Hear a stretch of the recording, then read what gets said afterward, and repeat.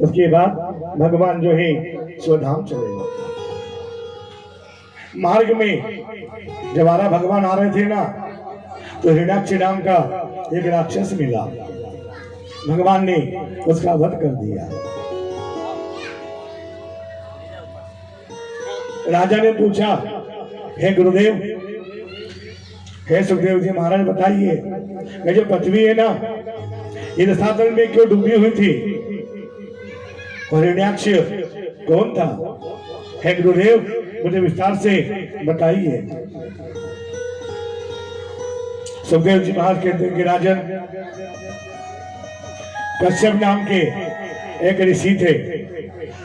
उनकी धर्म पत्नी, जिसका नाम ही दीति,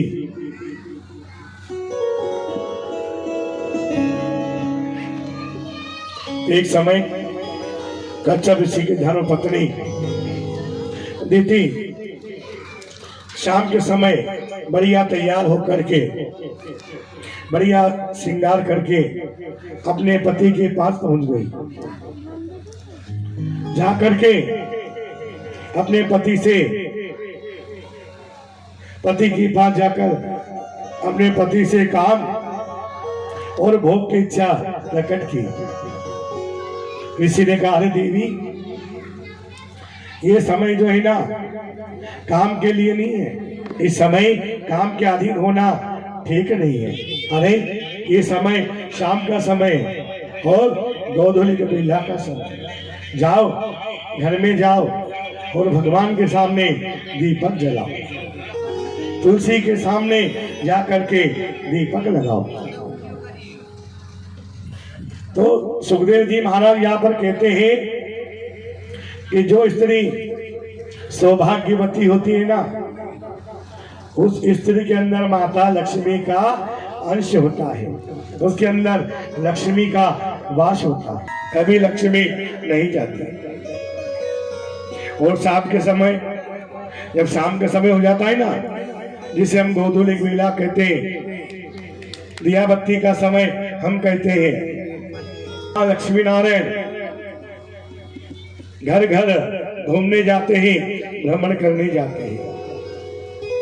तो याद रखो, जो शाम का समय है ना, हमारे घर के द्वार हमेशा खुले रखना चाहिए। शाम को कभी घर के दरवाजे बंद नहीं करना चाहिए शाम के समय। लेकिन भैया आजकल क्या कहें, ये हमारी सब माता बहने भैया साहब बैठे पढ़े लिखे, ये जो है ना, इनके घर के दरवाजे हमेशा बंद ही रहते हैं कि कोई आ नहीं जावे।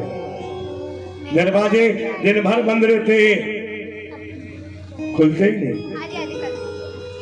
और तो क्या कहें कि भैया पहले दरवाजों पर किसी के द्वार पे जाओ, वहां लिखा रहता था शुभ लाभ स्वस्तिक, और फिर लिखा रहता था अतिथि देवो भव।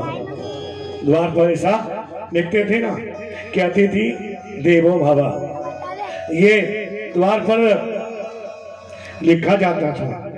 लेकिन भैया आजकल क्या लिखा था मालूम? कुत्तों से सावधान। जाओ किसी के दरवाजे पे नेम प्लेट लगी, भैया कुत्तों से सावधान, ऐसा लिखा जाता है। तो शाम के समय यदि तुम्हारे घर के दरवाजे बंद रहेंगे ना, तो माता लक्ष्मी आएगी, जय श्री कृष्ण बोलते हुए आपके घर से चली जाएगी। तो इसलिए शाम के समय तुलसी में दीपक लगावे, भगवान के पास दीपक जलाना चाहिए। कश्यप ऋषि बोले, हे देवी, ये समय काम के लिए ठीक नहीं है। यदि भगवान ने देख लिया तो बड़ी गड़बड़ हो जाएगी। जब दीति ने बार बार ऋषि से आग्रह किया, तो कश्यप ऋषि भी जो है दीति के आगे झुक गए। जब अंत में उन्हें अपनी भूल का भान हुआ, तो दोनों बड़े पछताए। स्नान करके उन्होंने भगवान भोलेनाथ से अपने अपराध की क्षमा मांगी। तो याद रखो, हमारे शास्त्र कहते हैं, हमारे धर्म शास्त्र कि भैया जैसे नवरात्रि हो, आखाती, 11, 14, अमावस, पूर्णम, जन्माष्टमी, रामनवमी, जो भगवान के व्रत वाले दिन रहते ना, उत्सव,